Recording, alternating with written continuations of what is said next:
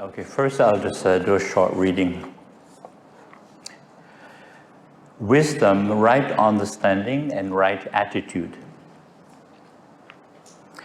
Right understanding or view means the clear realization that all things, physical, mental, and emotional, are impermanent, unsatisfactory, and empty of a permanent, unchanging, separate, and independent self or ego center. There is the understanding that all things are interdependent and interconnected, and subject to cause and conditions. And then right attitude or right thinking is the freedom from selfish desires and self-centered activities. One is patient, tolerant, accepting, and forgiving. One is blessed with the four sublime states: loving kindness, compassion, sympathetic joy, and equanimity.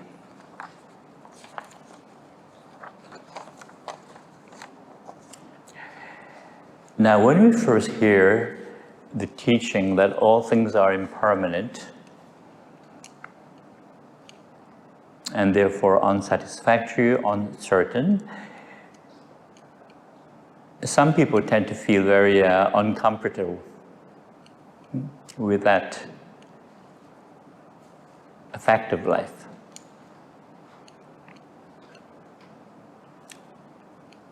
Mainly due to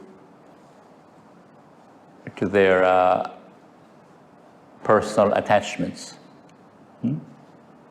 personal clinging.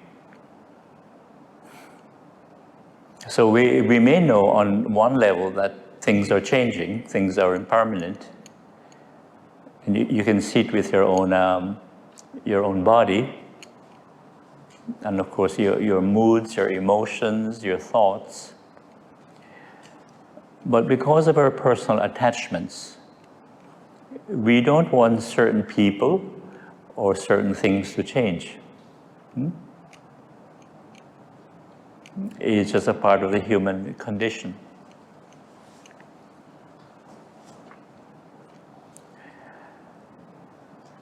And actually, there's a very basic reason why things are impermanent, and especially our personal experience. Because one of the profound teachings of the Buddha is that when you really calm the mind and you're more present, you begin to see that the world as we know it is actually here. It's not out there. Because normally, because of our language or conditioning, we say, I am here, the world is there. I am seeing this, I am seeing that, I'm hearing this, I'm smelling this, and so on. So it gives you the impression that there's an I here, a center of experience, who is experiencing the world out there. And when you're trapped in thinking and you don't have this awareness, you think that this I am here, but nature is there, or society is there. So sometimes you feel even separate from society. And today there are some places where people, if you put them in the natural environment, say in a park or a forest, after a few minutes they get very uncomfortable. And quickly they get bored also. And the first thing they do, you can imagine, they go to the smartphone. Although it might be a very beautiful place, but they go to the smartphone. So I must say, human beings are not evolving in a very healthy way. We're too distracted, we're too addicted to the smartphone. And because I've been studying the nature of the mind for some years, I can really see how a smartphone, WhatsApp, is very fast, It's so convenient and you can do incredible things with it. But at the same time, it's making us more anxious. And when you're more anxious, naturally, you're more impatient. So people don't value the virtue of patience anymore. And as you know, during the pandemic, with the strict lockdown you had here, you had no choice but to practice patient endurance and acceptance. And as a spiritual practice, it can be challenging, but in the long run, it's actually very worthwhile if you can practice this. But of course, today we have all the gadgets. You know, we have internet, of course, we have the smartphone, and although maybe you couldn't see your family members, or some of your family members, but at least you could still talk to them. And you could see their picture also, right?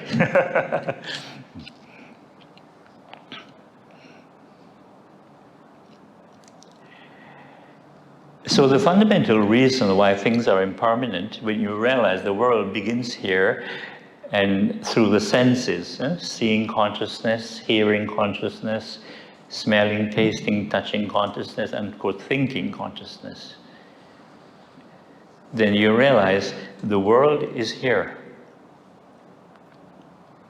And when the Buddha said, see the world as something which is impermanent, constantly changing, see the world as something which is unsatisfactory and uncertain because it's changing, and see the world as something which is devoid of a permanent self.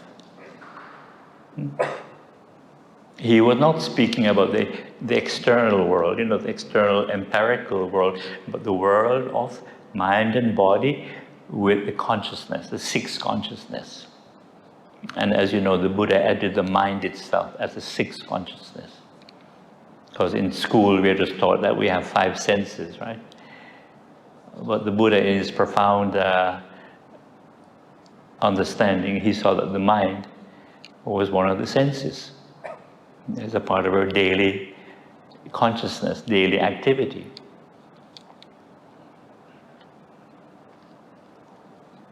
And when you really bring your mind to the present moment, you begin to see the fact that we are this process of body and mind, called rupa and nama in the Pali language. And we're alive because we're a process. It's a very complex process. And if we're not a process, we wouldn't be alive. But the interesting thing is that as human beings, it's very easy for us to overlook this fact that we're this process. Unless, you know, you're seriously sick and you have to go to the hospital, you know, and so on. And as you know, when you're healthy, you take your health for granted, right? And only through mindfulness, we really are in touch with that fact of being a process. And we overlook this fact simply because we are social creatures. And we use names, labels, you know, I, you, he, she, to communicate. And we have memory. And so we see each other's not as fellow processes, body, mind, but we see each other as personalities, right? Egos, selves. And some egos are bigger than others, right?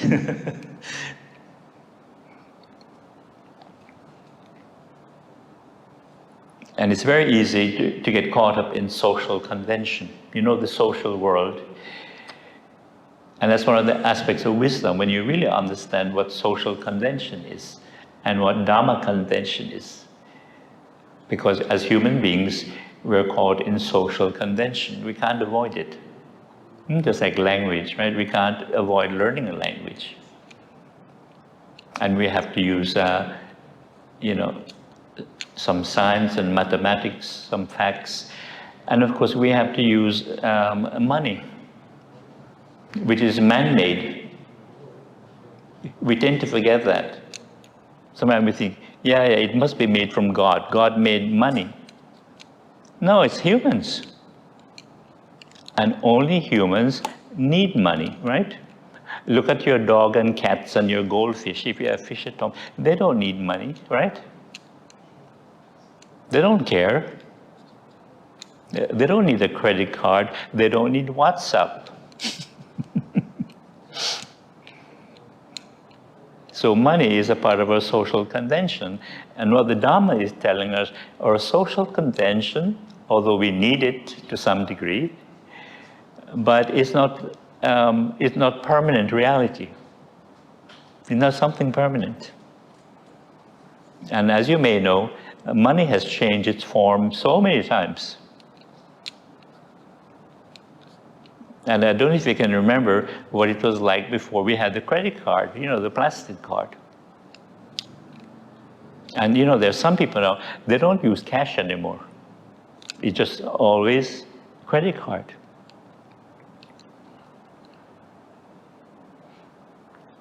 So we have to understand our human social convention, know its use, and also know its limitation.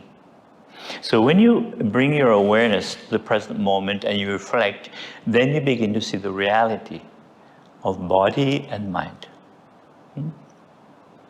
Now, initially, it's not easy to sit with breathing, unless you're on a retreat. We are very calm, very present. But when you do dynamic forms of mindfulness, like walking, or Qigong, or I do this dynamic hand movement. I don't know if you're aware of it. Are you aware of it? No, you missed my class. Yeah. Anyway, I'll give you the link. It's all on YouTube. It's a form of mindfulness that I teach, and it's very easy. It's much easier. For example, there's a simple Qigong movement that we do. It's called balancing Qi. We're just breathing in, breathing out. In, out.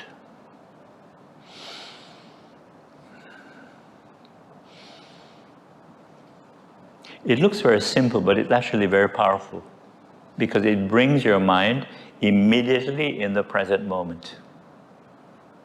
And that's why it's good, especially when you're in a busy, crazy environment, like say working, you're in the workplace. And if you just do this, just breathing in, breathing out.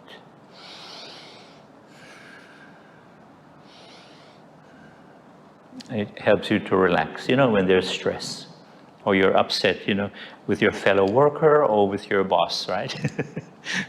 Everybody has problems with their boss or with their co-workers, believe me, everywhere, even in Canada. So when you do this, for example, the body moving and breathing, that is the physical phenomena, what we call rupa. We can see that clearly. The body and breathing and moving, that's the physical. And the awareness of the body breathing and moving is the mind, the mental. So you see there is physical and mental. You can see it. Of course, when you're on a retreat, you can see it more easily because then you go through the whole day just recognizing the reality of this physical and mental process. You can do it while you're eating. Anything mindful you can do, sweeping, washing, even washing the dishes. You can see the physical and the mental. So you see it really clearly. And of course, your mind is very calm. And you realize that the self, the I, only arises when you start to think or say, I. When you say, yeah, I have to do that or I have to do that. Oh yeah, I have to check my messages. You see what I mean? The I arises when you start thinking I. Otherwise, there's no I. There's just awareness. There's just that awareness and the knowing. So, because we are a process, and it's very complex, that's why all our experiences, whether it's physical sensations or physical pain, physical discomfort, physical pleasure, it changes. And you know from experience, a happy feeling feels good, but it doesn't last forever. And it's good to know that if you're feeling unhappy or upset, it's good to know that this also will change. There's great wisdom in this, to keep reminding you, this too shall pass. This too shall pass. Great wisdom in that. And of course, you can see it in your thoughts, right? For example, if I said to you, can you give me an estimate, how many thoughts have passed through your minds since you woke up this morning, right? How many thoughts? No idea. There's countless thoughts. It's like this. So the fact that we're a process means that things change. When you're hungry, you're aware of the hunger sensation, you start to eat, then you're aware of this hunger sensation going away, right? And I'm sure you've had this experience where you have the most wonderful meal with, you know, incredible desserts and all the drinks you want. And someday you think, you know, I'll never have to eat again. Right? Best meal I've ever had. Right? I'll never have to eat again. But you know what happens after a few hours? The body gets hungry again. And it has nothing to do with this I, you know, this ego of yours. It has nothing to do with it. It's like going to the washroom, right? And with this mindfulness, the awareness, comes this knowing, this intuitive knowing. And that intuitive knowing is very different from intellectual knowing, because intellectual knowing is based on thinking and memory and information, knowledge. But this intuitive knowing is very different. For example, when you breathe in mindfully, you know you're breathing in. It's an instinct. Just like when you're hungry or tired, you know you're hungry or tired, don't you? You don't have to think about it. It's a natural intelligence. Like if you have to go to the washroom, you know you have to go. You know, you don't need a university degree to figure that one out, you know. And if you're crossing the road, you look right, left, right, and you know when it's safe to cross, isn't it? Or you're driving, you know when to stop, when to turn right, left, and if you have to change lanes, you know when it's safe to change lanes. It's a natural intelligence, this knowing. And this is what we call the Buddha mind, or wisdom mind, and we all have it. Just that present moment awareness and knowing. But initially, we don't recognize it because we're busy thinking, right? We're busy thinking. And as you know, without mindfulness, thinking dominates our consciousness. It dominates consciousness. We're just thinking all the time. And half the time, we don't even realize we're thinking. The mind is just busy thinking. It's so automatic, so compulsive, and we're just caught up in what the mind is thinking. And usually it's just countless stories, right? And sometimes we have mini dramas, just like, you know, the television dramas that you watch from Hong Kong and then Korea. I hear the Korean ones are popular now. Yeah, they're very emotional people, so they make good dramas. I've been to Korea, so I know. So it is this fact, the very fact that we're a process, it means that things change. Whatever we experience, it has to change. mentally, emotionally, and of course physically. They're always changing. And I mentioned before that, the digestion process is extremely complex. And I only got to know about this complexity once I took a half-year course in biochemistry. And that's what we studied, the digestion process. And I was so amazed how complex it is. So many enzymes and acids, that are working just to break the food down, so the body can absorb the nutrition and expel what it doesn't need. Extremely complex. But unless you have a serious digestion problem, we just take it for granted. We just eat and we go about our business. Or we go to bed, we go to sleep, right? Because the body has this incredible intelligence to take care of this complexity. It's quite amazing.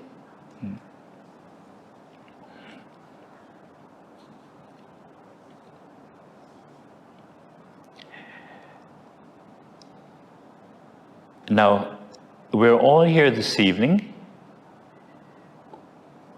due to cause and conditions. We're all here this evening due to cause and conditions. What is the cause? The Dhamma talk, right? What are the conditions? One condition, there's several. One condition is that you're fairly healthy. Otherwise you wouldn't be here, right? One condition, of course, is that you had transportation. Another condition, the weather is fairly okay. If you had a typhoon, a major flood, you know what I mean, tsunami, you wouldn't be here. Maybe one of the conditions is that there's nothing very good on television, and you thought maybe coming here for a Dhamma talk might be, more interesting. And of course, there was no major family emergency, right? Because if you had an emergency, of course, family related, you have to take care of that. So that's what this teaching is about, to really understand the fact of cause and conditions. Because we tend to forget these things. And sometimes people are very mystified. Why do things happen? Why do things happen? It must be past karma or something. They blame everything on past karma. Right? And if you happen to be a Christian, it's the will of God, God's will. And if you're a Muslim, inshallah, the will of Allah. Very easy. Because most of us, we don't really reflect. Because people are very busy too. And when they're not busy, they get distracted. But they don't really reflect on things. And it's a part of human nature, because we don't reflect and we don't see things more clearly. We tend to need very easy, convenient answers to explain anything we cannot understand or anything we have no control over.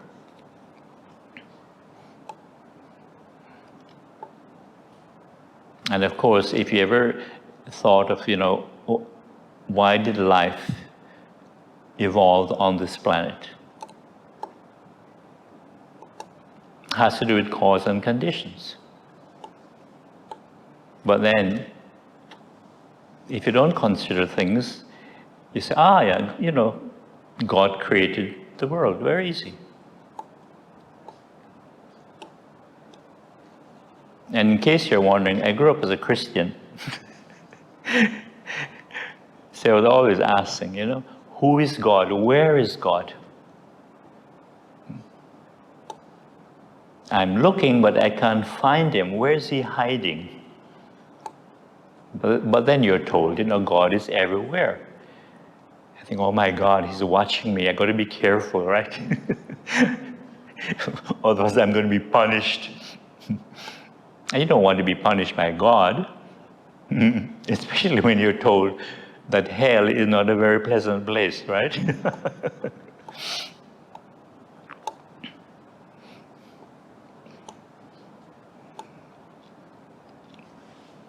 So you can see that the Dharma is based on reality. It's not just about beliefs or, concepts. Because part of our human condition is that you have to believe something.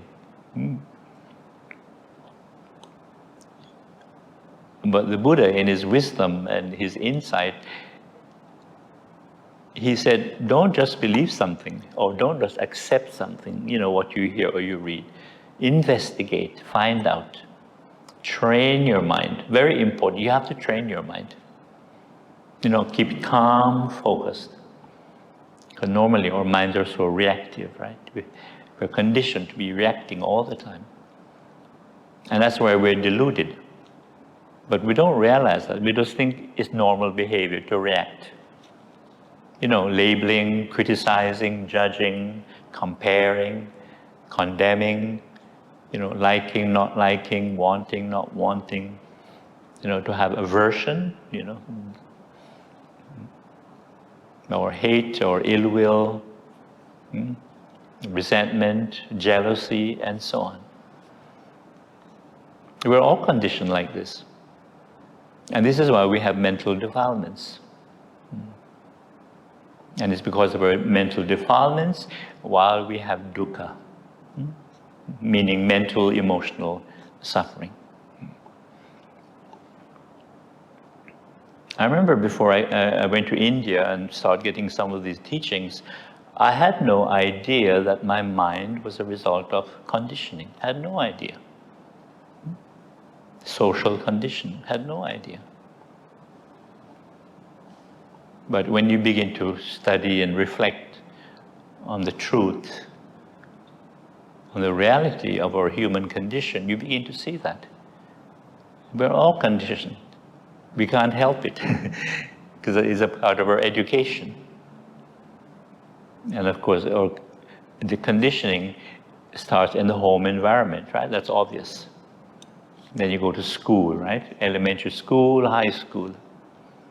Then you're taught certain things, just like you start going to church or a mosque or a temple, you start getting, all these beliefs, these religious beliefs. And some of these beliefs, especially when you go to a traditional Buddhist country, like Sri Lanka, Thailand, Cambodia, Laos, and so on, you see that a lot of their beliefs have very little to do with what the Buddha taught, the Dhamma. A lot of them are superstitious beliefs.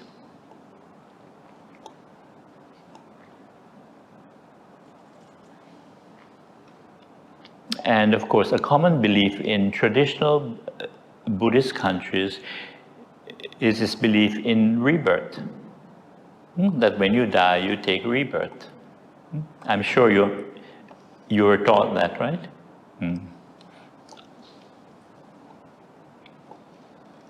It's like if you're brought up in India, not only are you conditioned with Hindu gods, and there are many, but we are taught about the belief in reincarnation. It's a very ancient belief, believe me.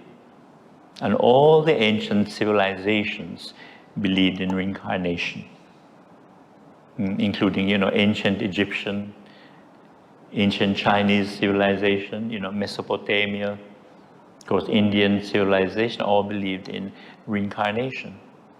That the I, the me, is something permanent. So when the body dies, which it must, this permanent I will be reborn into a new body. Very ancient belief. And I can understand, it's very comforting sometimes to have that belief. Because you don't have the understanding, so naturally you're afraid of death, right? Fear of the unknown. This has always been this great unknown, the mystery. So if you have the belief that you're going to reincarnate, it's very comforting. And when I speak to Hindus, say, oh yeah, I'm not afraid of death. It's like taking off an old jacket and putting on a new jacket. Very comforting. But I do not have that belief. Because in the Dhamma, when you investigate, and because you train your mind, then you begin to have a deeper understanding of the nature of reality. And when you have this understanding, there is no need to believe. That is the radical way of the Buddha. If you understand something, there's no need to believe. But to understand something really deep, it takes effort.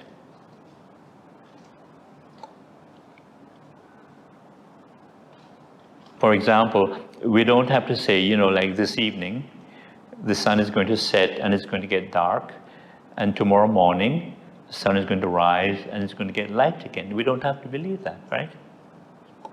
Because we know whether we like it or not from our experience, this will happen. Sunset, sunrise, and so on.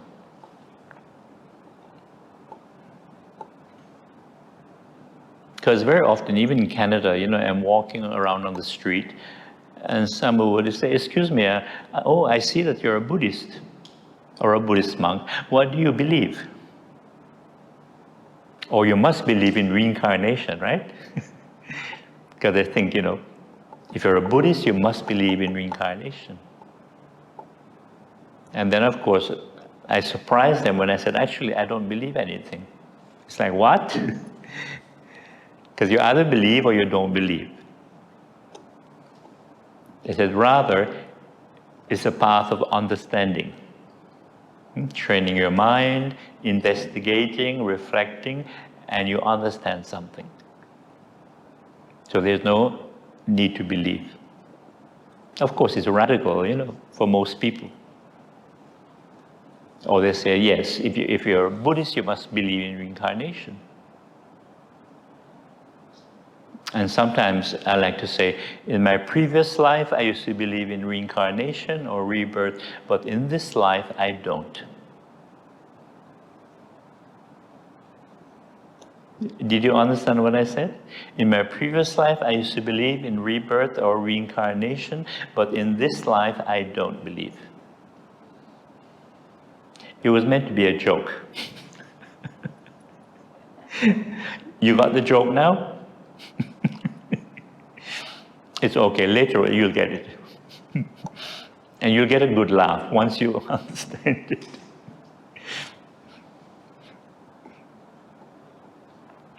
But to me, past lives is something very different. Because normally when you think of, having a past life, we think of a life that is before this life, before this physical life. But my understanding is very different. Because for one thing,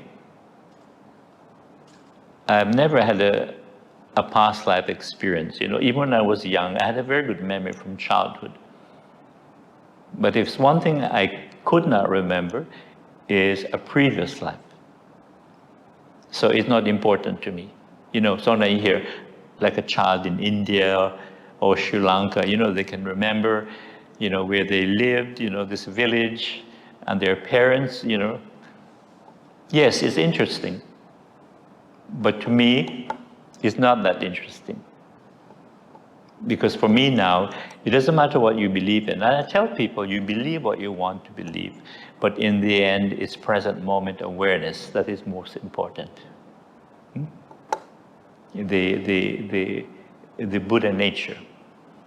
Because it's only through present moment awareness that we can free the mind of dukkha, mental, emotional suffering.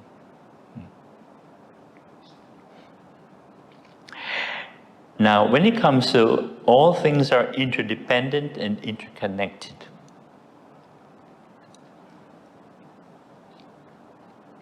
One way of illustrating this is to see that, yes, we have this body-mind process, And in this body-mind process, there are 5 things, 5 factors. Maybe you've heard of this. You know, the 5 aggregates. Have you heard of this? Yeah, you've heard. Have you heard of this? That there are these 5 things that create our daily experience.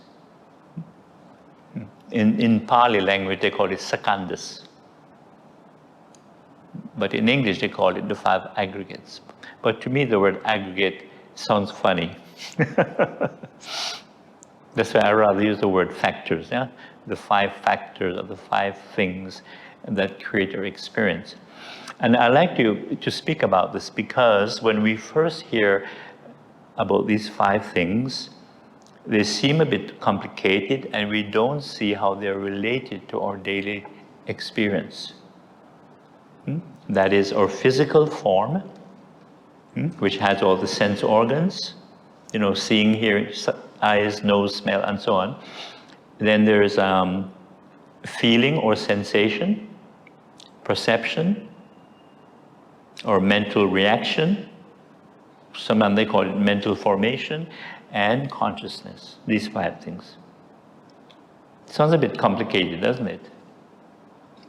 But this is why I like to give a simple example of these 5 things working, and then you can relate to it. And before I do that, I always like to clarify what perception is. Because for many people, they're not really sure about it. It's kind of vague, you know. And perception is the ability to recognize a sense object. I'll give you a good example. Say if you're listening to the radio and you hear a song. Of course, you're hearing it.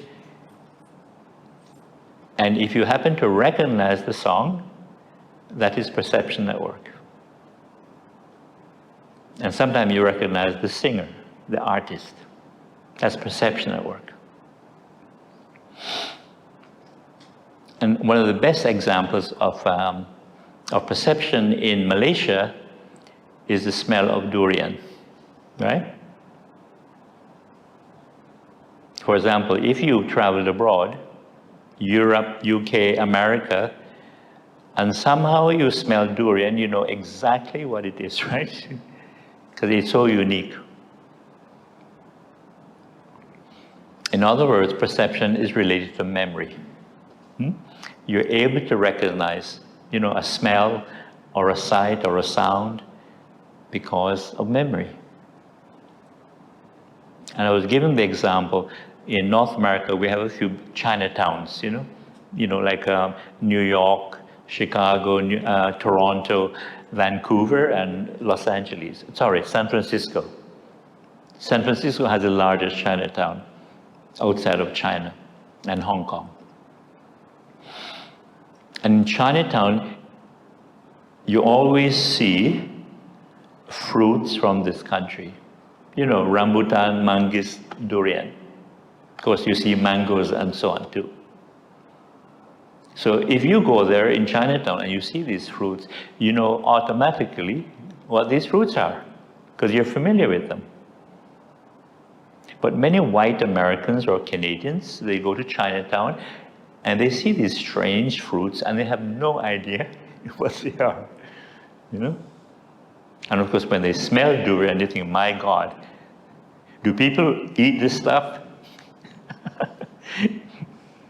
Because I really still remember my first encounter with durian, and it was in Sri Lanka. And they have it in Sri Lanka because during the time of the British, you know, they took the durian from Malaysia to Sri Lanka, and this was during the days of the Federation of Malaya. Now, the older people might know this, not the younger people. This is history. Federation of Malaya. And that time, of course, Singapore was a part of the Federation of Malaya.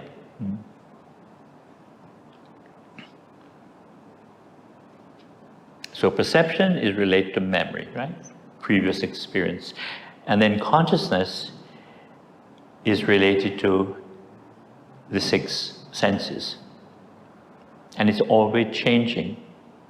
And this is something I have to remind people, because many people assume that consciousness is permanent. And that's why they believe that, when we die, this permanent consciousness will leave the body and take rebirth, into a new body. But if you have this understanding of impermanence regarding consciousness, you see that it's not possible for consciousness to take rebirth. And in Sri Lanka, I speak to many people, and I have friends who are monks, but they have not really investigated. They just accept what they read. And my friend says, when we die, consciousness will go up to the Deva realm. Deva, like the spirit world, the Deva realm. And consciousness will hang out there for a while, and then when it's in the right mood, it will come down and it will take rebirth in the body. So when I explained to him that that's not possible, of course, he's very confused. But it's something he learned, and of course he just accepted it. So this is why I like to give the simple example of these 5 things working. Then you understand that these 5 things are interdependent and interconnected. But just for a moment, I just want you to have this clarity about consciousness. Now, if you ate something before you came here, while you were eating, part of consciousness was tasting and smelling. Can you remember? Of course, you're wondering, did I really eat something? I don't remember. Or you might think, later on when I get home, then I'll eat. But if you did eat something before you came, even a light snack or something, part of consciousness would have been tasting, right, and smelling. But now, is there any tasting or smelling right now? Nothing. But what do we have in consciousness? Seeing, hearing, and you can feel your body sitting, right?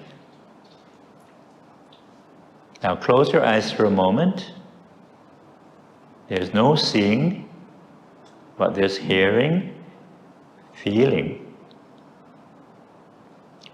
Now open your eyes again, and seeing consciousness arises. That is the nature of consciousness. It's always changing. And did you notice when you open your eyes, did you have to make an effort to see? No, it just happens. And this was one of the insights of the Buddha. You realize that our senses are sensing by themselves. There's no one behind it. But initially we don't see that. Why? Because we're brought up to identify with our experiences. Meaning, I'm seeing something, I'm hearing something, I'm smelling something, I'm tasting something, I'm feeling something by touch, and of course I'm thinking something. So we think that there's an I, who's seeing, hearing, smelling, tasting, touching. But actually there's no I. There's no seer, taster, smeller, or thinker that is thinking thoughts. It's profound. And this is why it takes practice. And again, when you're on a retreat, you can see this more clearly. Because you're calm, you're very present, and your mind is more quiet. You can see this. Now, the simple example I like to give you to demonstrate that these 5 things are interdependent, interconnected, meaning they work together. You're taking a walk, say, in a park or a bush somewhere, forest. Of course, your body, your physical form is involved, all your sense organs are there, and you hear a sound. You look towards the sound, and your eyes see an object. And with perception, you recognize that object as, say, a frog or a snake. You recognize it from previous experience. And if you didn't see one live, maybe you saw it on TV, right, or video. So you recognize it. From that recognition comes feeling or sensation. If you happen to like frog or snakes, what kind of feeling are you going to experience? Something pleasant, right? You're happy to see the frog or the snake. On the other hand, if you don't like frogs or snakes, and there are many people who don't, ooh, right? Aversion, fear, anxiety. From that feeling sensation comes our mental reaction, or what we call mental formation, how you act from that feeling.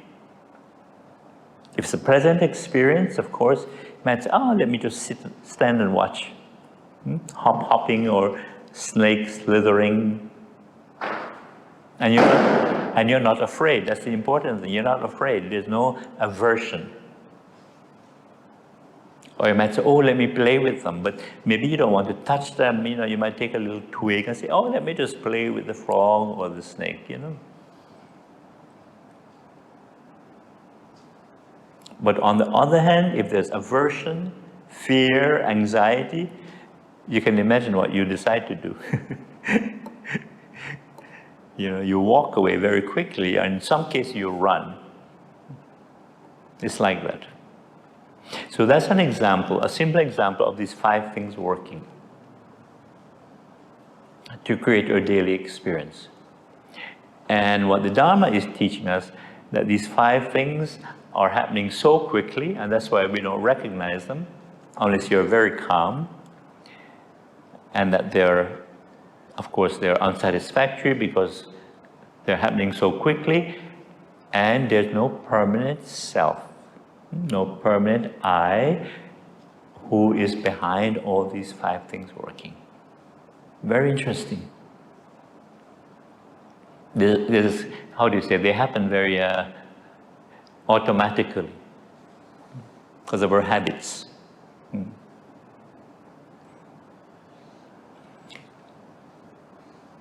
If you want to experiment,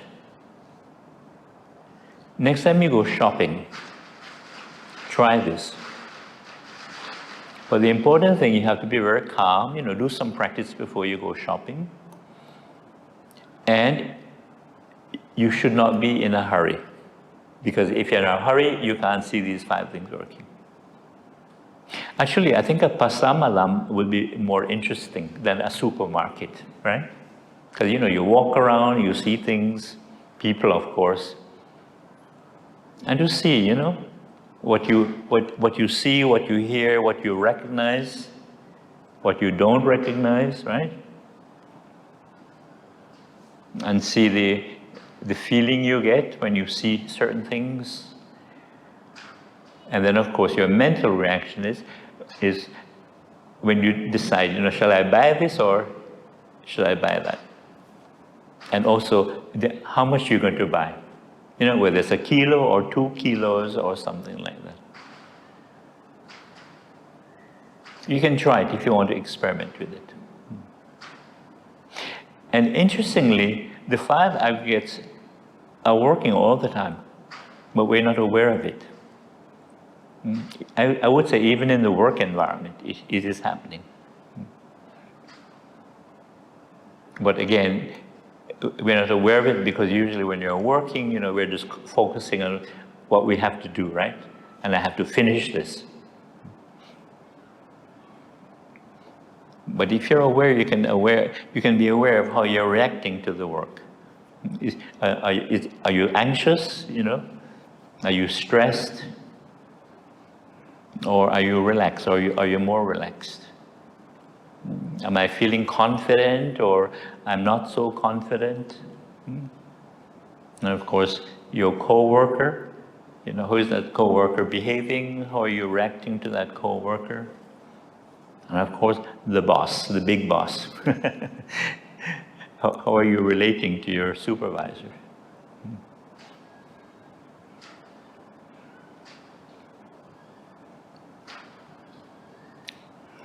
So what is this teaching is telling us when we investigate is that these 5 things are working together, they're interdependent and interconnected.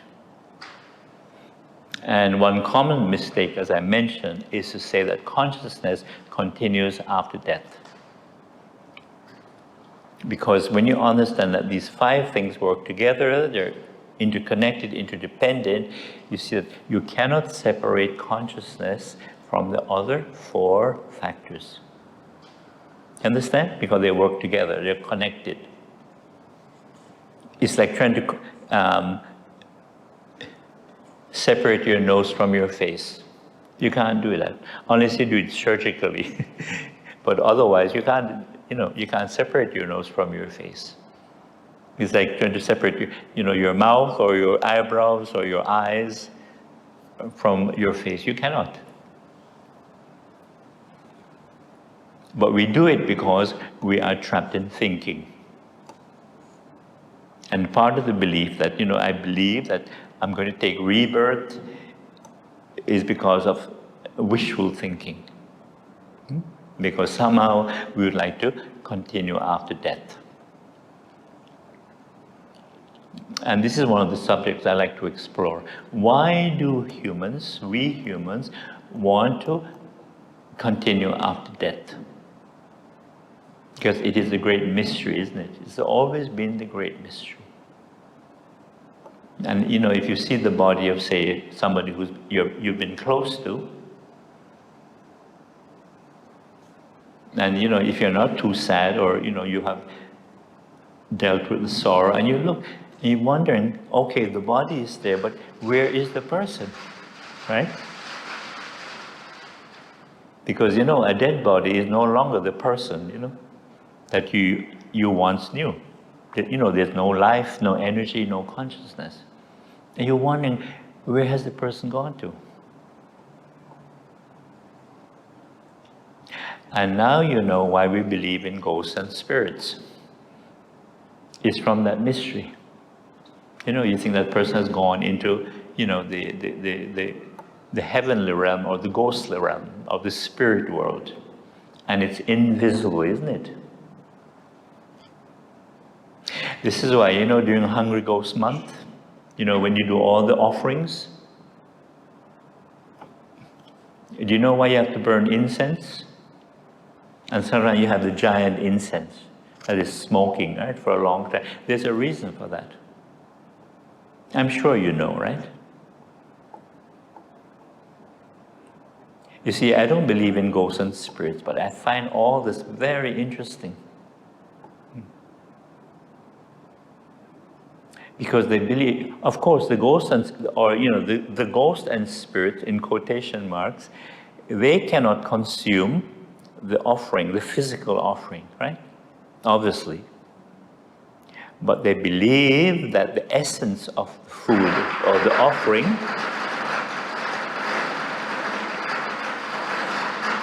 is carried into the spirit world through the incense smoke, right? The incense smoke carries the essence of the food, the offering, into the spirit world, the invisible world. That's why they have to burn, the incense. And the more smoke, the better. Not just, a single joss stick. Because, you want the spirits to get all the good stuff. Like this. Fascinating.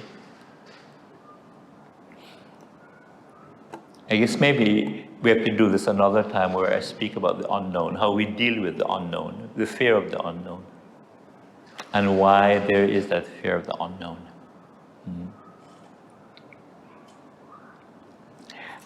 Another way of demonstrating this teaching of interdependence and interconnectedness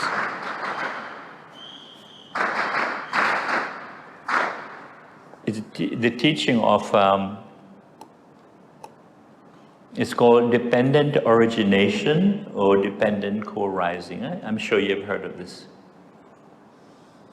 But usually when they teach it, it's a little, how do you say, technical. And unless you're on a retreat, it's kind of, how do you say, it's hard to relate to because it seems a bit abstract, a bit boring. So I like to give this teaching related to the natural world. And so I like to give the teaching using a piece of paper. Because normally when we see a piece of paper, we just think it's a piece of paper. You know, it's just existing by itself.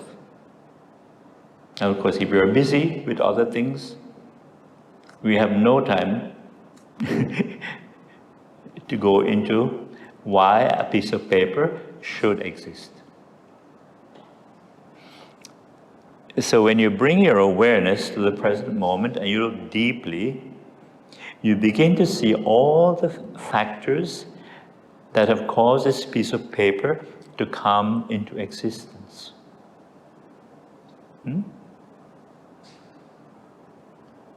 Because this piece of paper didn't just appear out of thin air, you know, by magic. So one of the first factors we see is, of course, the tree, right? You see a tree. Interestingly, there are some people, they forgot that paper, you know, come from trees. Of course, if you see a leaf, it's automatic. But paper, I'm not sure. So if you see the tree, you see the soil, the dirt, and also you see the seed from which the tree started. And what is interesting is that normally when we see a large old tree, we tend to forget that that large old tree started as a tiny seedling, right? We tend to forget that. Small, tiny seedling. So we see the seed from which the tree originated. And if you see the soil, you see even the bacteria in the soil, even earthworms. You see birds and insects which help the tree to grow. And of course, we see the rain. And if we see the rain, we see the clouds.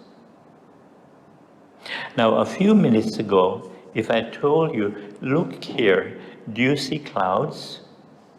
Right? You think I was crazy, right? Now, do you see the clouds?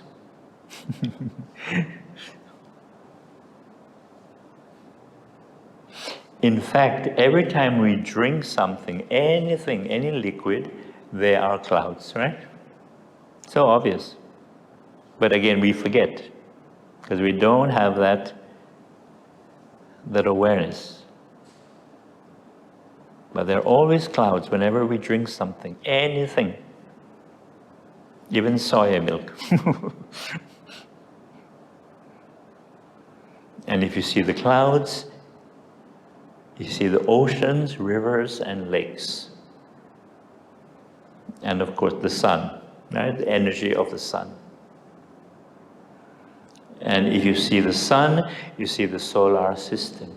All the planets that are revolving around the sun. And if you see the solar system, you see the Milky Way galaxy, which contains, as you know, millions of stars. And the sun is only one star. Unfortunately, you can't see the sun, you can't see the Milky Way galaxy here.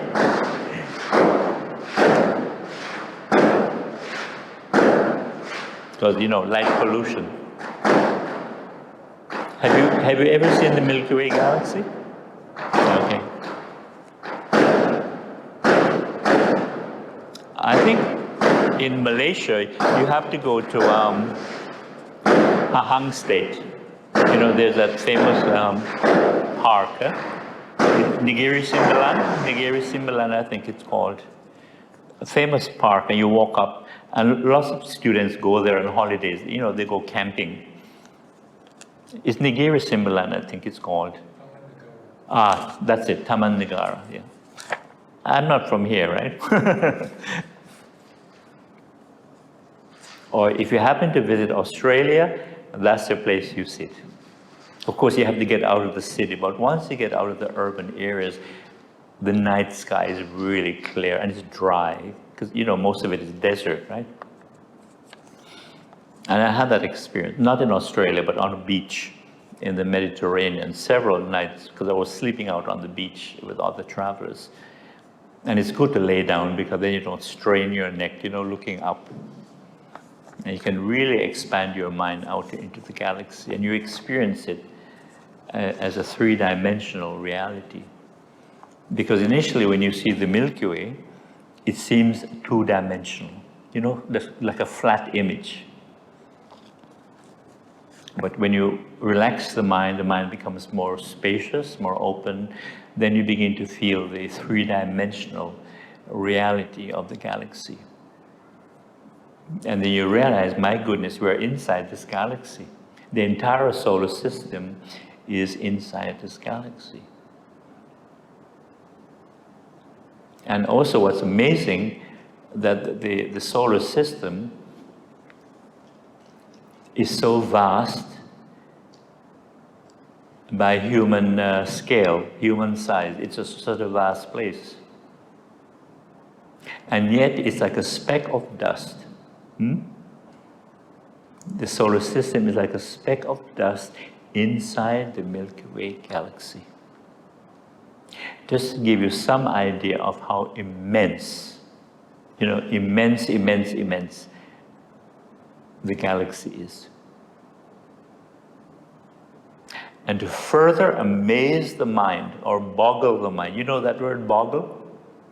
When you're totally boggled, is to realize there are countless galaxies. There's countless galaxies. And they start to think, where is planet Earth? Where is the United States of America? Where is China? These superpowers. They're nothing, on that big scale, the big picture. Sometimes it's good to see things from a larger perspective.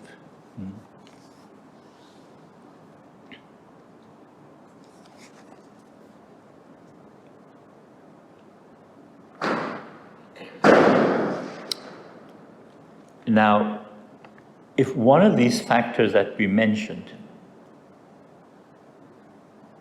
like the tree, the soil, the bacteria in the soil, clouds, rain, sun, if one of these factors was missing,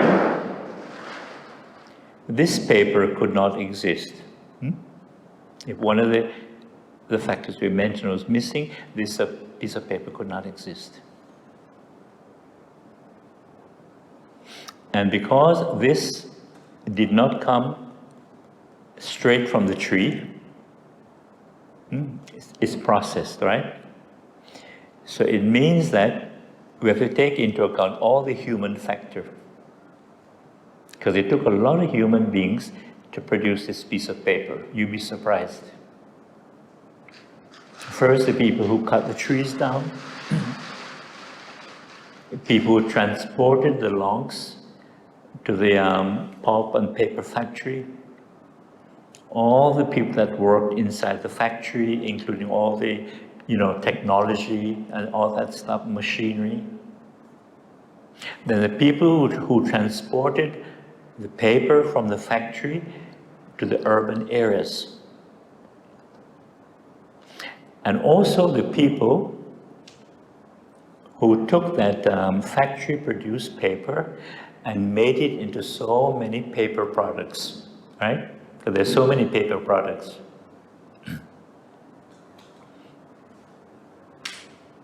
There are a lot of people involved. And part of this teaching is also to make you realize that each person that was involved exists because of so many factors. Just like we exist because of so many factors.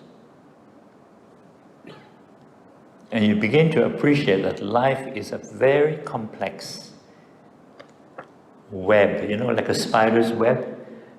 Life is a very, very complex web of interrelationships, interdependency. When you investigate, it's quite phenomenal. Like, for example, all the food we've eaten, since childhood. And all the, the people, the work who were involved in growing all this food, and of course packaging, transporting, all these things. Very complex. And just our direct ancestors, you'll be amazed how many we have. We start with 2 parents, right?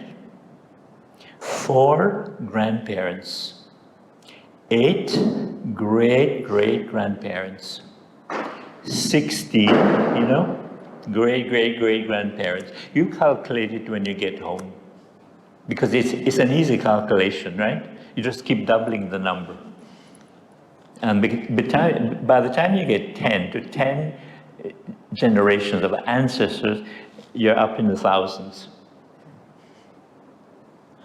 It's quite amazing when you realize, and this is just our direct ascendants. Because when you consider now all the aunties and uncles and cousins, right? Then grand aunties, grand cousins, grand uncles, and of course all the 2nd, 3rd generation cousins is very, very complex. The web of life. And the Dharma, what the Dharma is showing us, that to believe that there's an I that is permanent and it is independent, separate and independent from the rest of the nature, is completely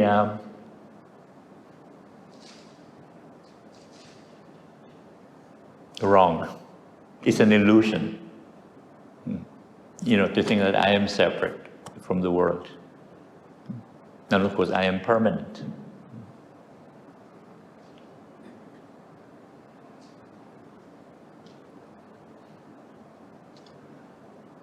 And the teaching of non-self can be very difficult, very challenging initially, because we do have a self. Because very often somebody would say, but what do you mean I don't exist? Of course I exist, right? My name is so-and-so, I have a job, I have a family, I have a profession, I have hobbies, I have interests, and so on. Of course I exist. My address is so-and-so.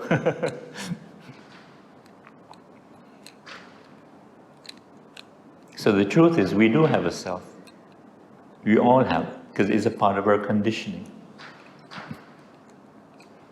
And it's based on thinking, on language, and memory. Because thinking is related to memory. And when we meet someone for the first time and we talk about ourselves, what do we talk about when we talk about ourselves? It's all memory and family history, right? All your history is based on memory, right? You talk about your history. family history, where you grew up, elementary school, what your parents did, their profession, then high school,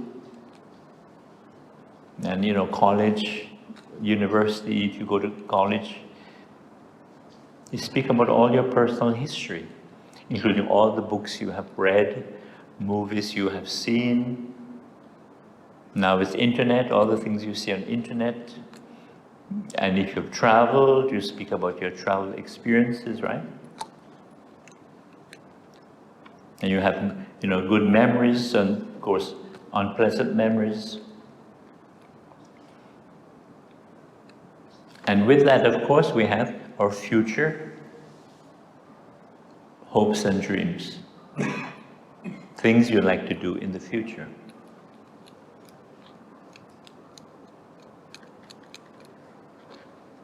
And we have this conditioning based on memory, past history, and future plans, because that is what thinking is.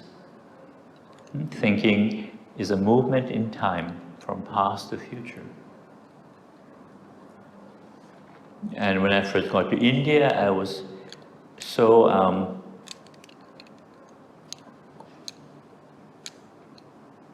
thankful that I finally got to understand what thinking was. And that was one of the questions I had. What is thinking? We're thinking all the time, but nobody teaches us to understand what is thinking. What is this process all about? But from experience, when we think too much, we have problems. Because we do need to think in daily life, that's obvious. But when the mind becomes too obsessive, too negative, too mechanical, then it creates dukkha. It creates, a lot of mental suffering, and of course fear. Because most of our fears is caused by thinking. And of course imagination too. You imagine, oh, this might happen, that might happen, that might happen. And as we said before, the fear of ghosts and spirits is based on the imagination. And it's, when you're young, of course, you have a vivid imagination, right? And whatever you imagine, it seems so real. Because I was told about these ghosts and spirits. But the only difference is that because I grew up in the West Indies, I grew up with African ghosts and spirits, not Chinese ghosts and spirits. And I really believed in Africa, and I imagined them. So this is why I'm not afraid of the Chinese ghosts and spirits.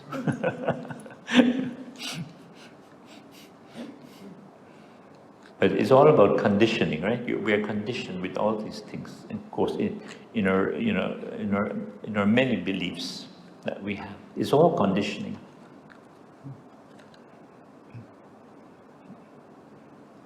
So thinking is based on three things in the mind. It's responding to memory, past experience, and knowledge. You can add the word information. Thinking, memory, past experience, knowledge, information. And when you reflect on this, you begin to see it's so obvious, isn't it? I remember when I first came across this teaching. It's so obvious, but nobody, showed me this. Memory, it's so obvious, isn't it? Memory. And that's how we can remember things so easily. Of course, past experience and knowledge, information. Just like the languages we speak, of course, is coming from past experience, knowledge, information. And our thinking has that ability to project in the future, right? All our minds do this. You can say that thinking is a movement in time, moving from past to future, past to future. All our minds do this. And that's why we're conditioned with this idea of time. Time.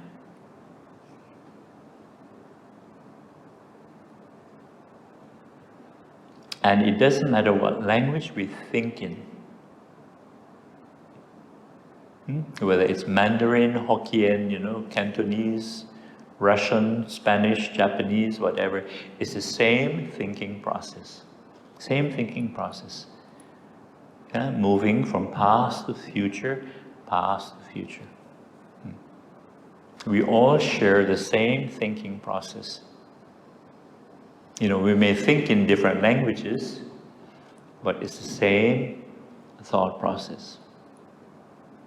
Just like awareness, we all have awareness, but awareness is something different, right? It's not related to past or future. It's always now. It's always present. It's an unconditioned state of mind. So the awareness we had as children is the same awareness we have today as adults. It doesn't change. The only difference is that a young child doesn't understand this. But as adults, we can understand it. But for a young child, it's something natural. That's why when I first had that experience in India, there was total silence of the mind. I realized, as a young child, the mind used to be like that. Especially when I was out in the nature, just looking at nature.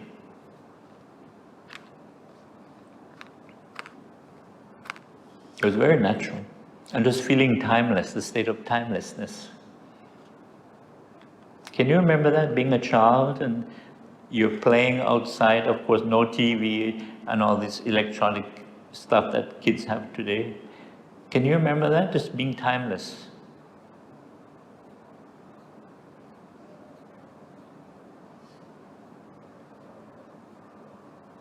Because young children are in a timeless state if you observe them. Just like dogs and cats. Unless they're hungry, they're in a timeless state. And watch, if you have a fish tank, watch the fish swimming around. And this is why they put, fish tanks in waiting rooms, like doctors' waiting room and so on. It's a reason. Because it's very relaxing, and sometimes you're nervous, right? Going to see the doctor. Or you're afraid of, a diagnosis, right? To get the diagnosis. But if you look at the fish, in the tank, the aquarium, it's very relaxing because they're in a timeless state. And ever so often, they just need, a little sprinkling of food, right? On the water. But apart from that, they're not too worried. They're not anxious.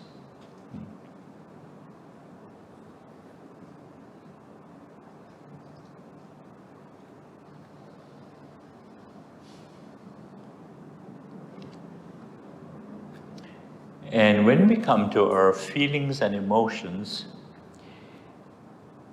when we apply mindfulness, we learn how to objectify these emotions. Because normally, we're conditioned that when an emotion arises, we identify with it. For example, a happy feeling arises, we say, I am happy. Right? Seems perfectly natural. Sad feeling, I am sad. Or I'm upset. Or I'm scared. Or I'm frustrated. Or I'm bored. Or I'm feeling lonely. Very natural. But what happens is that when we identify with an emotion, we hold on to it as something personal. You know, my anger or my unhappiness, even my happiness too, or my fear. You hold on to it because you're identifying with it. And what the Dhamma is teaching us is that these emotions that we are holding on to as something personal, they don't really belong to us. They just come and go. It's just a part of the process that we are.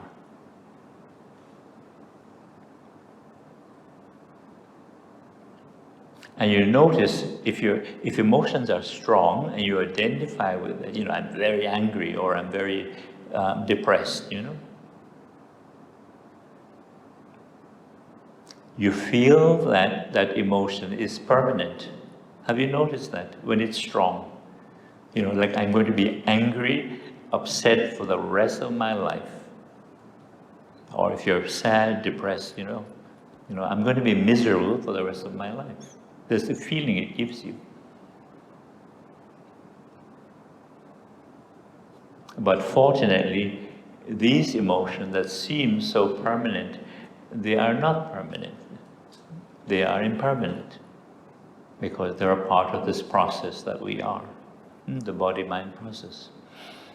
So in mindfulness, we learn how to see something objectively.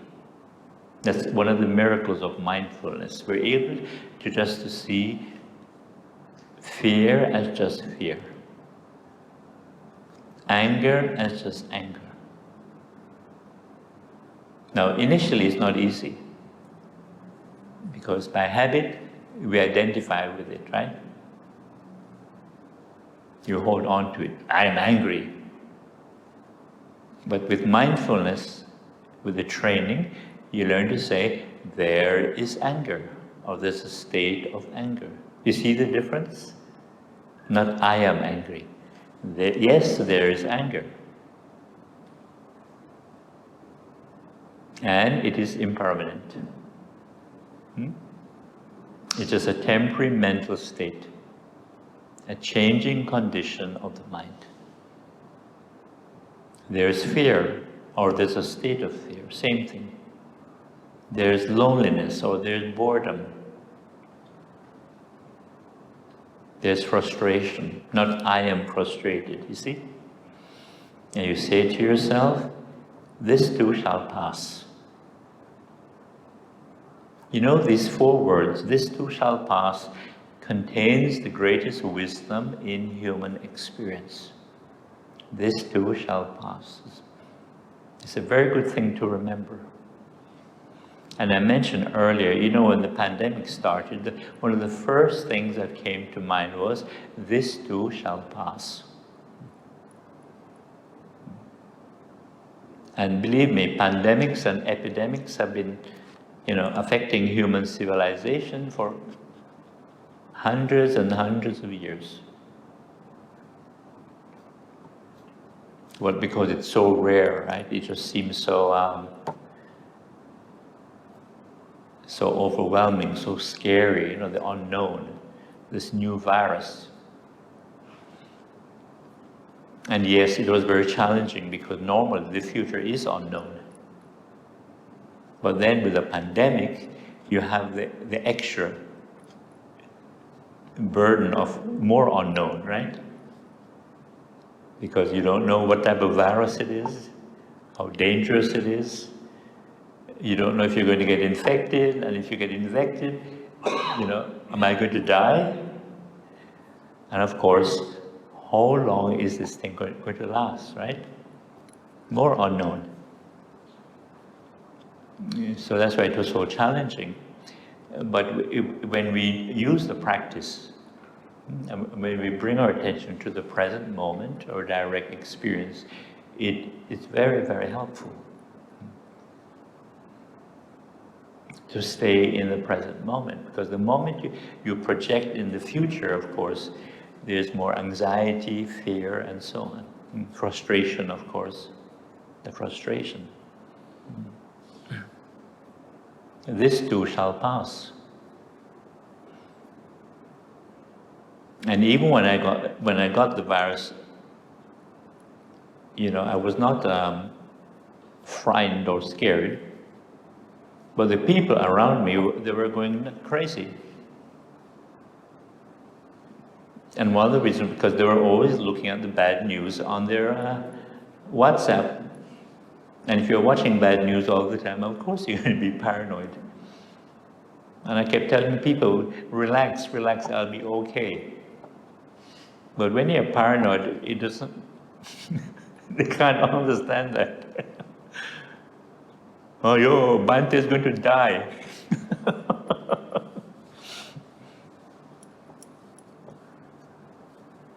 And I had the most unusual thing that happened.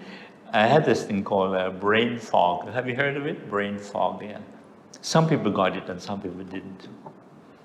But I had it. And what was most unusual, it was caused by a fever and chills. But the unusual thing is, I did not know, I was not aware that I was having a fever and chills. Only because somebody visited me and tried to get me to see a doctor, which I refused. Only later he told me. And that is unusual because normally, say, if you have a fever, you know you have a fever, don't you? Or a headache, you know you do. But this brain fog, you don't know anything. Maybe that's why I was so relaxed and not so paranoid. And of course, when you have brain fog, you lose complete loss of time. Complete loss of time. And normally I write in a journal, it's just my habit. And I couldn't find the journal. Because where I was staying, once I got to the hospital, they took all my stuff out. And they were so afraid, and they closed the temple and they sprayed the basement where I was staying. They were so scared. And how I got to the hospital was another crazy story. Well, this one friend, he was so paranoid. And he got two friends to speak to me on WhatsApp to convince me to see a doctor. And I kept telling them, everyone should just keep calm, I'll be okay. But I don't remember saying that, but it's something I would have said anyway, when I'm around very anxious people. But my friend, of course, he couldn't keep calm because he's watching the bad news on his phone. And in desperation, he called emergency number. And in North America, it's 911. So the following day, suddenly I became more conscious. The brain fog, was lifting. And before I knew it, two paramedics just appeared. Because, they came in the ambulance, right? Because my friend had called 911. That was a surprise. Hello? And they said, oh, somebody called us. They said that you're having difficulty in the basement. So that's why we came. And because I was feeling more conscious, I just said, I'm okay, I'm feeling okay. A little tired, but I'm okay,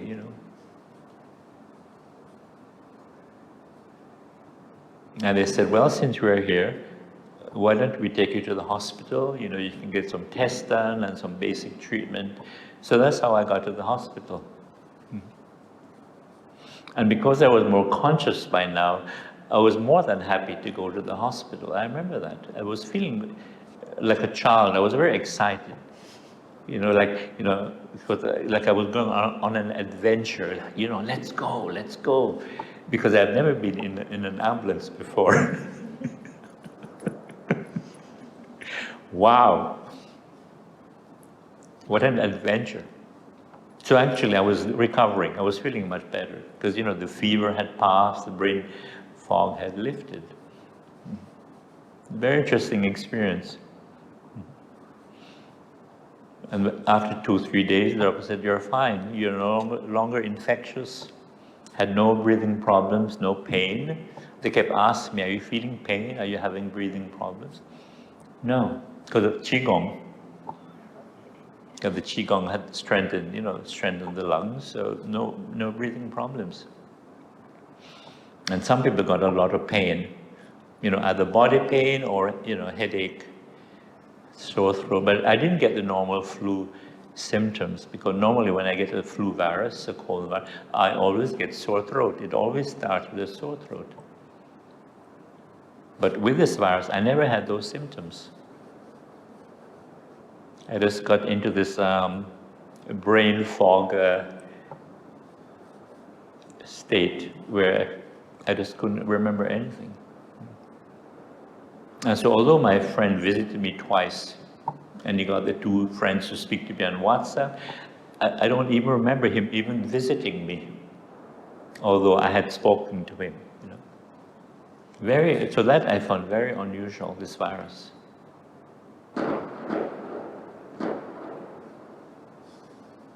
So the self we have is conditioned by thinking, by memory, by past and future. That's obvious. It's always related to past and future. And this is why, for example, you know, when somebody suffers from amnesia, you know, temporary memory loss, why it is so confusing and scary. Because when you lose your memory, you don't know who you are, right? Sometimes you can't remember your name, or where you live, or where your family lives. You don't remember.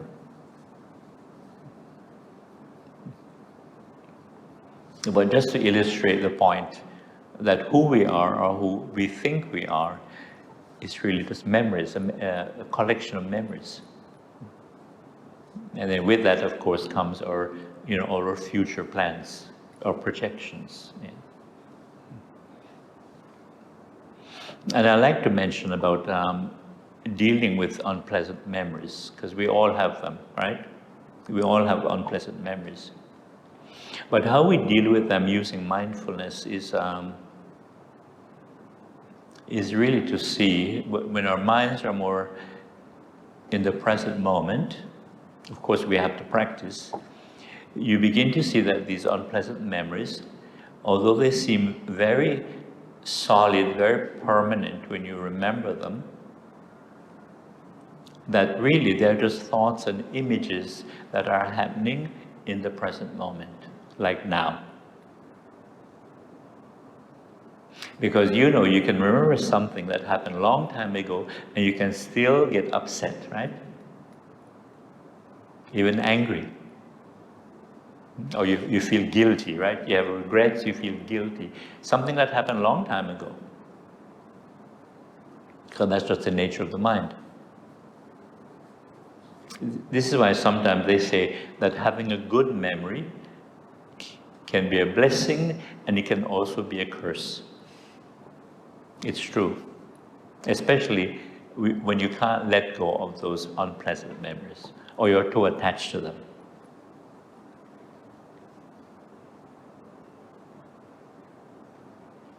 But when we apply present moment awareness, we begin to see that in reality, they are just thoughts and images that are happening now, in the present moment. And they're not permanent, solid realities. They only seem that way. It's just like, you know, you have a strong imagination about the ghosts and spirits. They seem real, don't they? But actually they're not. But it's a strong delusion, a strong delusion of the mind. Just like when you're worried, you know, you're very worried about something. What you're worried about just seems so solid, so real. Because our mind is pulled by that energy, that strong energy of worry, of obsession, obsessive thoughts. And one technique that we use in mindfulness is just to say, it is only thinking, thinking, thinking. Only thinking, thinking, thinking. It helps. Because it makes you realize that it's only thinking. And it helps us to get out of the story, of the drama, that you're involved in. Only thinking is only thinking. And as you know, say if you have some problem or a conflict, we tend to keep thinking over and over and over this problem, don't we? The thinking becomes very repetitive, very obsessive. And of course, the more we obsess about this problem or a conflict, this problem just seems to get bigger and bigger and bigger. Yeah, and a good way of looking at it is like you start out with a small flame, say a candle flame, and you keep adding wood and paper and oil to the flame. And the flame just gets bigger and bigger, and before you know it, you have this big roaring fire out of control. It's like that. It's delusion. It's a part of the mental delusion that comes from this obsessive thinking. Because as you know, it's very powerful energy. And our mind gets dragged, by that. Just like negativity. It's very easy to be pulled by negativity. And our reactive patterns, how we're reacting all the time. And that's why the Buddha gave this very radical teaching. He said, when you see, just see. When you hear, just hear. Very radical. Because although it sounds simple, but it is not easy to practice. Because we're so conditioned by habit, right? We're always reacting so easily. And we don't realize that our reactions are what are creating most of our problems. Because we're being deluded by our reactions. So with mindfulness, we begin to see the difference between reacting and responding. Because when we react, we're thrown off balance. We get upset or anxious or nervous, right? But when we can keep calm, keep clear, then we can respond. So if somebody needs our help, of course, if a child is in danger, you see a child in danger, right? You respond automatically.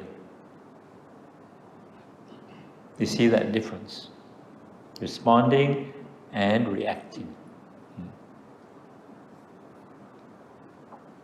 And of course, a good way to practice this is when somebody gets angry with you. That's where you practice. Just breathe and smile and don't react. Especially when it comes to family members. Because they know how to get you upset so easily, right? As we say, they know how to push your buttons. Somebody once said, if you think you're enlightened, spend 1 week with your parents.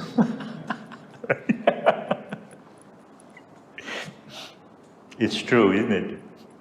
That's the ultimate test of how enlightened you think you are.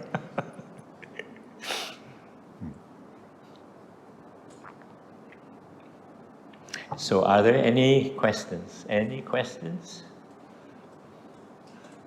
Maybe start the ball rolling.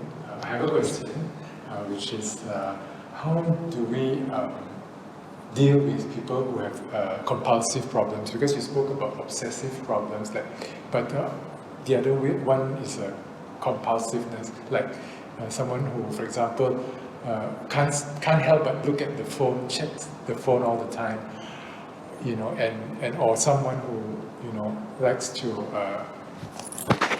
I think it's towards addiction. Yes. I know some people who are addicted to pornography, some people who are addicted to different things like alcohol. So it's very compulsive, and they can't help it. So how do you manage this case? Yes. Okay. Again, it has to do with practice. And we have to see practice as not something that you do in order to achieve something or to get somewhere, but it's really to train your mind. To train your mind to focus and to let go of whatever arises. For example, say if I have that compulsion, I've got to check my phone. You breathe mindfully and you say, there is craving, or there's a strong desire. And at the same time, you have to remind yourself, it's not that important as it seems. You have to keep reminding you, because when you have that strong compulsion, you think that message is a matter of life and death. It's the most important thing. And if I don't check it, somehow the world is going to come to an end. You feel that way, because that's the nature of anxiety and addiction. You have to remind yourself. Of course, if it's a family emergency, that's another matter. But just your general message that you feel you have to check. You just have to keep reminding yourself, it's not that important. It can wait. You know what I mean? It can wait. I remember just watching in Singapore, people have lunch. For me, that's very interesting because I don't have a smartphone, so I can observe people with their smartphones. And as you can imagine, most people are eating and scrolling. They can't put it away, even for 5-10 minutes. And if they're not scrolling, they will eat for 1 minute, and then they stop eating, they pick up the phone, check, and put it down, eat, and stop again, check. Or just simply scrolling.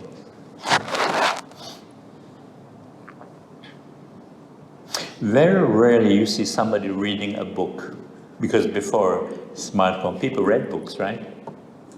Also, on the train, on the buses, people read books. And if you're really bored while eating, you would read a book, right? But now it's just the phone, the smartphone. I know it's a very strong addiction, yeah. But I think you just have to keep reminding yourself, yeah. I can always check this later, I will check this later. And the world is not going to come to an end. It's not going to come to an end. But I know it's very difficult. And this is why, when you go on a retreat, you have to hand in your phone. And for some people, it's like a death sentence already. What? Hand in my phone? What kind of retreat is this? Right? And of course, part of the practice, when you start to, practice, is that you have to observe your craving for that phone. And to observe it and you deal with it. There is craving. It is impermanent. And it's not going to be the end of the world if I don't check this phone. You have to keep doing it. Because normally, even without a phone, if you've been busy and you go to one of these retreats, 1 week, 10 days, 2 weeks, it takes at least 3 days to really calm down where you can appreciate the present moment. Because when you're busy, the present moment has very little meaning, right? Because you have to be doing something all the time. So even when you're on a retreat, it takes 3 days to really calm down, to really appreciate the present moment. Oh my God, there is something called the present moment. And yet, as we said, for young children, it's the most natural state, isn't it? The most natural state is the present moment.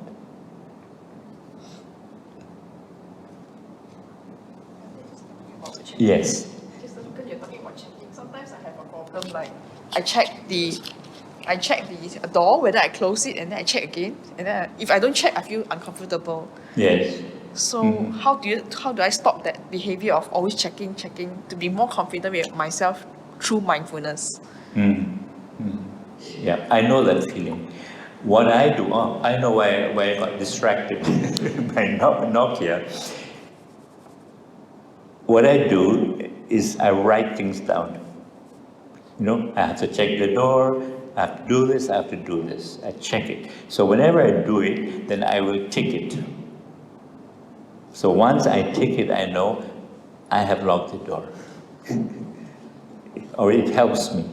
But I do know that feeling. Did I really lock the door? Or the fridge. Did I really lock the fridge door? Or did I turn off the light? Or did I turn off, the laptop or something like this? And you're not really sure. So again, what I do, I write a list down and I'll check it. So when that feeling arises, of uncertainty, I'll check the list. And that helps. That helps. Because otherwise you'll never leave the house. or you'll leave it many times, right? To go check. Like a crazy person. Yeah. But it's not crazy, it's just that lack of confidence. And and the mind is anxious. There's an anxiety there, right? It's not calm. Because the calmness helps us to be more relaxed, you feel more confident. Yeah. But if there's anxieties there, of course, you're never sure, right?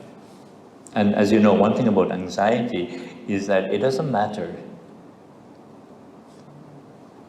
how comfortable you are materially, how successful you are on the material level, it just never seems enough.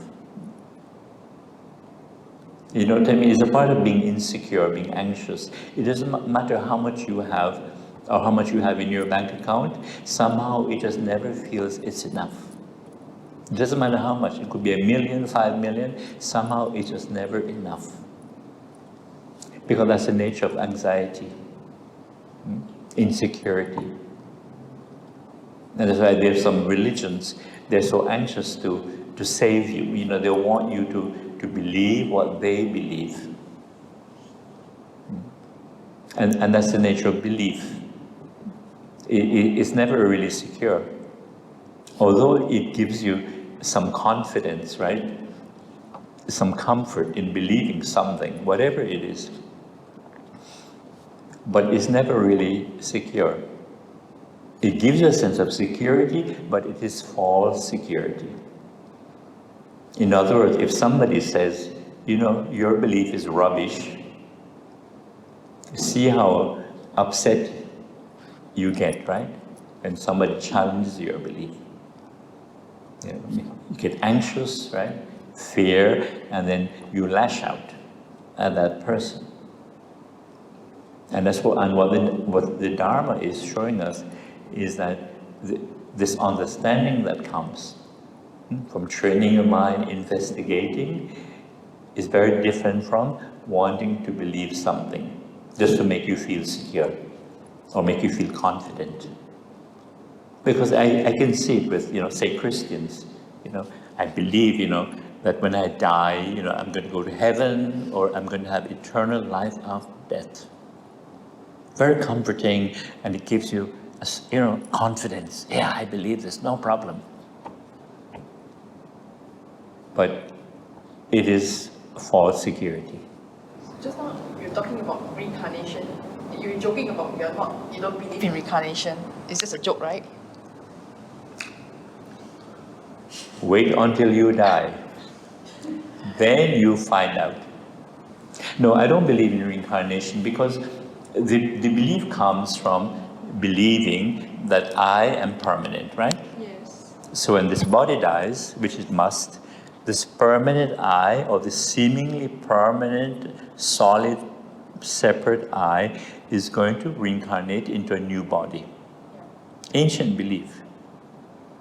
So the Buddha was the first person, first yogi or meditator, who realized that this I, the me, is not permanent. It's just it's just a conditioning in the mind, based on thinking and memory and language and so on. So naturally, he did not teach about reincarnation. Yet many Buddhists today believe in reincarnation. Or they say, okay, there's no permanent I that reincarnates, but consciousness and karma, with the karma, continues into a new body. Many Malaysians believe that. Bhante, sorry to interrupt. Are you referring to any differences between reincarnation and rebirth per se, or are you intermingling these two? You see, to me, it's the same thing. To say that, there's a permanent I that reincarnates. Because there is a distinction in the Christians' understanding of reincarnation versus the so-called the Buddhist concept of rebirth. Yeah. So are you referring to the reincarnation per se? Okay, that's a good question. Okay, for example, Tibetans, they believe in reincarnation the same way that Hindus believe in reincarnation. Because the Tibetans got that belief from the Hindus. Because Hinduism is really old. I think it's the oldest surviving or existing religion. But what they're saying now, or many Buddhists, they say, okay, there's no permanent I, because the Buddha said there's no permanent I, but consciousness with its karma, whether it's positive or negative, will take rebirth after death. That something continues. But as I explained, when you investigate, you realize that consciousness itself is not permanent, because it's based on our senses, and our senses are always changing. And consciousness is a part of the 5 factors that create experience, and they are interdependent, interconnected, which means you cannot really separate consciousness from the other factors, because they're interdependent, interconnected. But I always tell people, if you want to believe in rebirth or reincarnation, go right ahead. You have that freedom. But the most important thing, more important than your belief, is present moment awareness and knowing. Because this is where the true message of the Buddha is. The truth of suffering, dukkha, and the ending of dukkha. That was his always first message.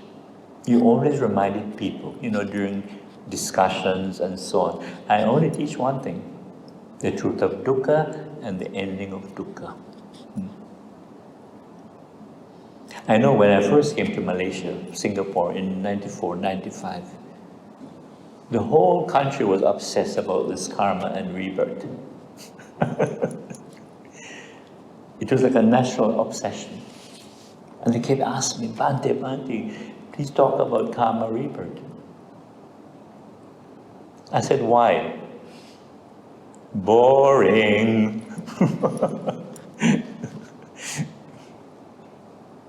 Because if you hear all the explanations, why do you want to ask me? Aren't you tired of it, or are you not sure? Because that's the problem. People are not sure, right? Because they're still clinging to a belief that is not coming from a deeper understanding, you see? And I like to tell the story about when I got to Singapore, and by then, the last thing I wanted to hear was rebirth and past karma. And sure enough, somebody at the center asked me, Bhante, can you please explain karma rebirth? I said, no, I'm sorry, I'm tired of this, I don't want to. Let's speak about the 4 Noble Truths. Oh, Bhante, please, can you please explain? said, why do you want me to explain? Don't you know already? He said, well, I'm not quite sure because this Bhante says this and this Bhante says that, so I want to know what you have to say.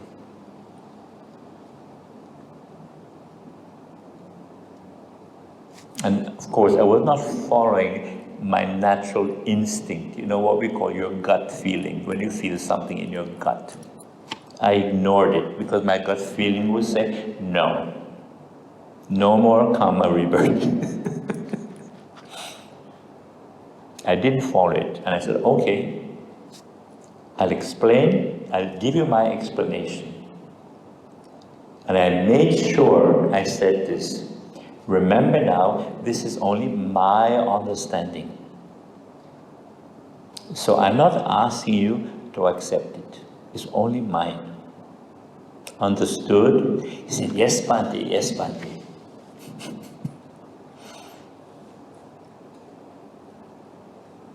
Of course, I explained to him my understanding. That karma is simply cause and effect in your daily life. And if you're mindful, you're aware, you can see it. It's so obvious.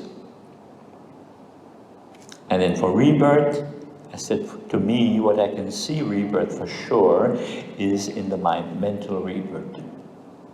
Meaning the arising of the I, the self, related to craving, hatred, and delusion. That I can see. Guess what? He got very, very upset. You see, I should have followed my gut instinct and said no. But out of kindness, and I warned him, remember I warned him, he got upset. Because the truth is, he wasn't sure, but he was clinging to it, and he wanted me as a monk to confirm his belief. Do you see that? That is what he wanted. He didn't really want to understand it at a deeper level or to have at least have another understanding. He wanted me to confirm his belief because he was holding on to it like this without wisdom. And of course, I didn't confirm his belief, so he got upset. He got really upset. And the people were really surprised at his behavior, because normally he's very, quiet child, but he was totally upset. And he said, oh, you're reading too much these Western teachers and their philosophy, and you don't really know, what the Buddha taught, and what sutra I did not read, and all these things. It was really going on. And then suddenly I said, tell me, sir, right now, is your mind peaceful or not? Then he suddenly he became aware of the present moment.